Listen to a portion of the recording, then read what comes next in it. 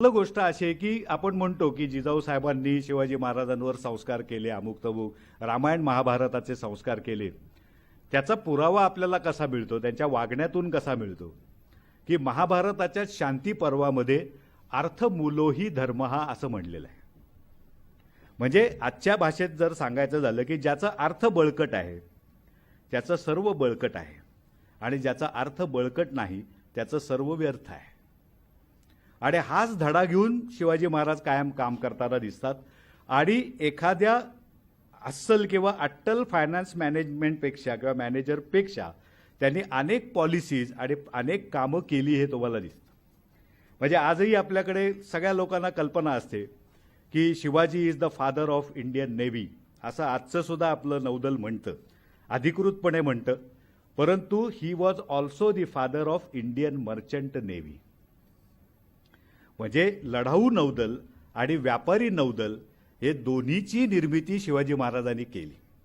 मग फायनान्शियल अँगलनी त्याचं महत्त्व काय आहे, तर याच्यामध्ये ज्याला म्हणतो की जशी जावळी जिंकली तसा शिवाजी महाराजांचा समुद्राशी संपर्क आला, आणि त्यांच्या एक लक्षात आलं की समुद्र म्हणजे जगाकडे बघण्याची खिडकी, आणि समुद्र म्हणजे व्यापार, आणि व्यापारामध्ये भरपूर कमाई.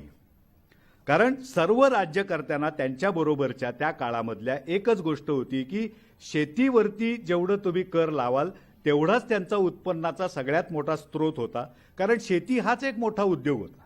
बाकी ज्याला आपण इंडस्ट्री म्हणतो, छोटी मोठी मध्यम, त्यावेळेला जवळपास नाही. त्यामुळे कर बसवून बसवून तुम्ही किती बसवणार, तर तो शेतीवरच बसवणार, पुन्हा नैसर्गिक आपत्तींचं प्रमाण वगैरे वगैरे.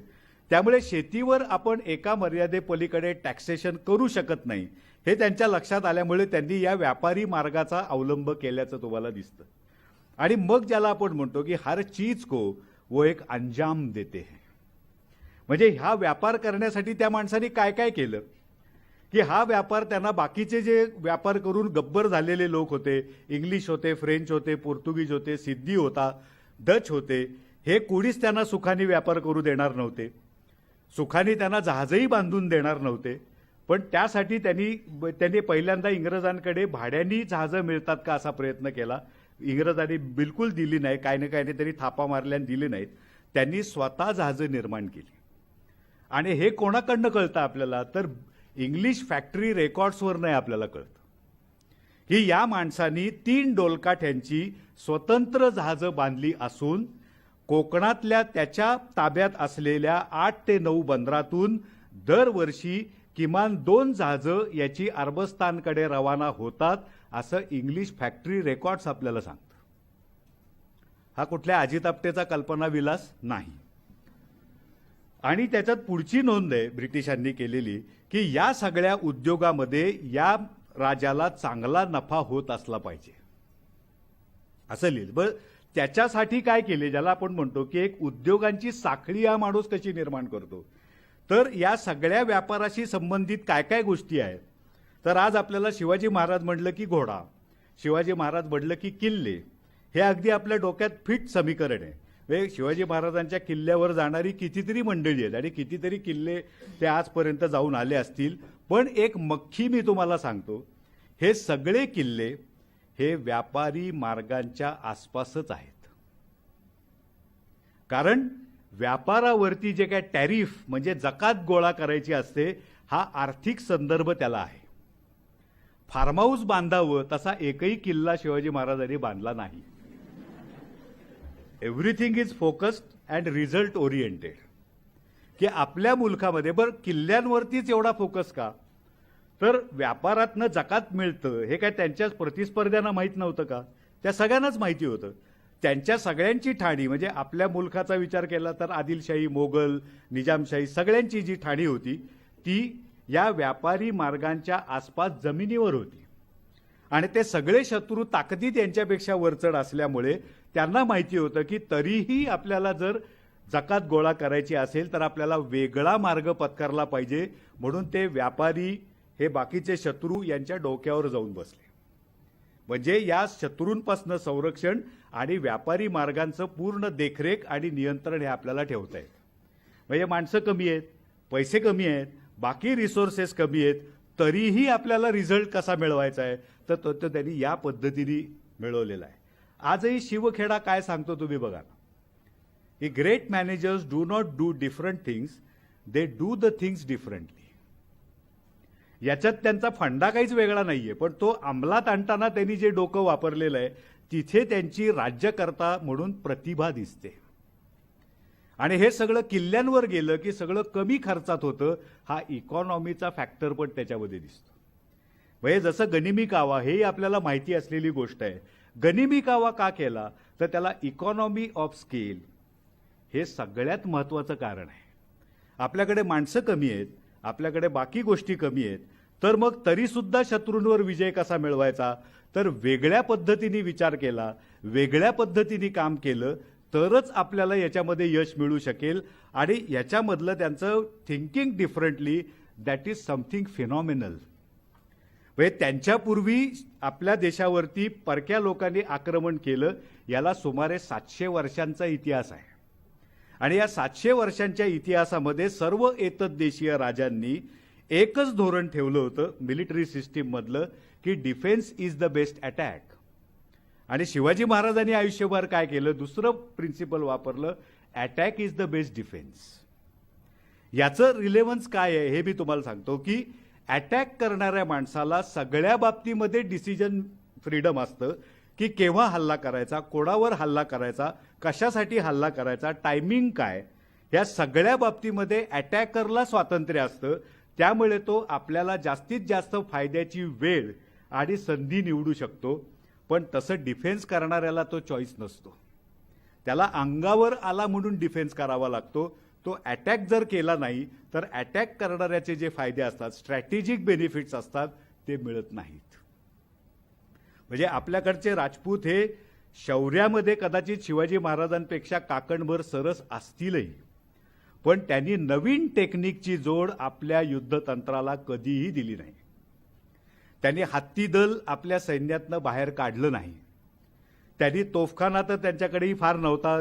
खरं ते मोगलांनी आपल्याकडे तोफखान्याचा वापर सुरू केला, पण attack is the best defence हे त्यांनी वापरलं नाही. मी तुम्हाला एकच उदाहरण सांगतो, की खनव्याची लढाई झाली, ती राणासंग आणि बाबर याच्यामध्ये झाली. बाबरांनी पहिल्यांदा राजपुतांविरुद्ध तोफांचा वापर केला, पण राणासंघाची सगळी माणसं, म्हणजे पहिल्या वेळेला किंवा एकमेव वेळ अशी होती की सगळे राजपूत राजे परकीय आक्रमणाविरुद्ध एकत्र येऊन लढले त्या खनव्याच्या लढाईमध्ये. पण बाबराची युद्ध रचना, विशेषतः तोफांची रचना चालू असताना हे फक्त बघत होते.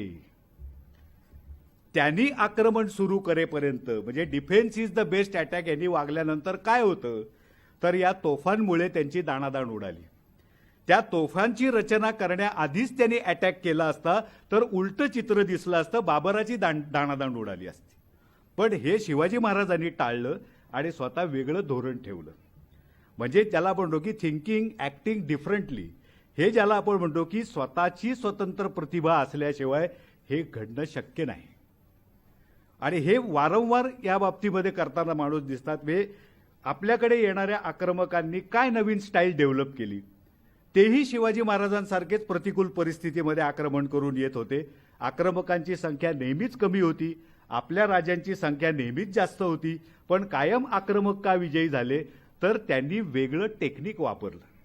त्यांनी तुलुगमे पद्धतीची लढाई केली, की आपल्याकडे कमी सैन्य असताना सुद्धा समोरच्या मोठ्या सैन्यावर मात कशी करायची, तर समोरासमोर त्याला न भिडता चारी बाजूनी त्याला गोलाकार करून घेरायचं आणि मग लढायचं. म्हणजे त्याची शक्ती इकडे इकडे इकडे सगळीकडे जाते. 1 to 1 झालं तर मग त्याची सगळी शक्ती आपल्यावर एकवटली जाते. म्हणून ते त्यांनी नवीन तंत्र डेव्हलप केलं. बाकी कुठलाही राजा या तुलुगमे पद्धतीचा अवलंब करताना दिसत नाही. शिवाजी महाराजांनी कोल्हापूरच्या लढाईमध्ये या तंत्राचा वापर केलाय आणि आदिलशहाच्या आपल्यापेक्षा दुप्पट असलेल्या सैन्याचा तासाभरात पराभव केलाय. जे ज्याला आपण म्हणतो की adopting modern technique, new technique, याची महाराजांची भूक किती आहे. आणि याचा प्रत्यंतर तुम्हाला कुठे येतं की मिर्झा राजांच्या छावणीमध्ये त्यांच्यावर अटच होती की 6 निशस्त्र ब्राह्मणांनिशी यायचं आणि पराजयाच्या वाटाघाटी करायच्या. त्यावेळेला निकोलाय मानुची हा माणूस, म्हणजे जो तोफखान्याचा प्रमुख होता, मिर्झा राजाच्या पदरी होता, म्हणजे मोगलांच्या पदरी होता, तो महाराजांना भेटला पुरंदरच्या छावणीमध्ये. महाराजांनी त्याला भेटल्यानंतर विचारलं, तुम्ही कुठल्या देशातून आलात, तुमच्याकडे कोण राजा आहे, कोण राणी आहे, तुमच्याकडे सैन्य किती आहे, का तो इटलीमधून आलेला होता. आता तुम्ही मला सांगा, ज्याच्या स्वतःच्या जीवाच्या शाश्वती नाहीये पण तो माणूस या प्रकारचे उद्योग करतो, म्हणजे माहितीची भूक ही शिवाजी महाराजांना किती आहे त्याच्यातून लक्षात येतं. आणि माहितीची ताकद काय आहे हे आजच्या घटकेला आपण कोणीच कोणाला सांगायची गरज नाही, कारण नॉलेज हीच वेल्थ हे आजचा फंडा आहे. त्यांना तो फंडा काही माहिती नव्हता हेही खरं आहे, पण त्यांना ती भूक होती. जे सगळ्या युरोपीय लोकांचं तुम्हाला दिसतं हे एक आश्चर्यकारक, म्हणजे आजही आपण लक्षात ठेवण्यासारखी ती गोष्ट आहे की माहितीची आणि ज्ञानाची भूक किती आहे. आपल्याकडे हिंदुस्थानच्या बद्दल शेकडो रिपोर्ट युरोपमध्ये प्रसिद्ध झालेले आहे. आणि महत्त्वाची गोष्ट अशी आहे की युरोपमधल्या एकाही कुठली भाषा असो, त्याची पोर्तुगीज, डच, फ्रेंच, इंग्लिश काही असो, त्याचे अनुवाद सुमारे 1.5 ते 2 महिन्याच्या काळामध्ये त्या भाषांमध्ये सगळीकडे प्रसारित व्हायचे. इतकी त्या लोकांना ज्ञानाची भूक होती. आपला पहिला इतिहास म्हणजे मराठ्यांचा इतिहास मराठी माणसांनी लिहिला नाही, तो ग्रँड डफ या इंग्लिश माणसांनी लिहिला आणि स्वतः कर्जबाजारी होऊन तो त्यांनी प्रसिद्धही केला. आणि हे ज्याला आपण म्हणतो की ही जी ताकद आहे ती त्यांच्या सगळ्या स्ट्रॅटेजीच्या पाठीमागे उभी असल्यामुळे त्यांचा प्रत्येक बाबतीमध्ये विजय झाला की नो दाय एनिमी, तुमच्या शत्रूची इत्थंभूत माहिती गोळा करा. हा जो सगळ्या आपल्या शत्रूंचा कटाक्ष आहे, विशेषतः युरोपियन लोकांचा कटाक्ष आहे, हाच कटाक्ष शिवाजी महाराजांकडेही तुम्हाला दिसतो.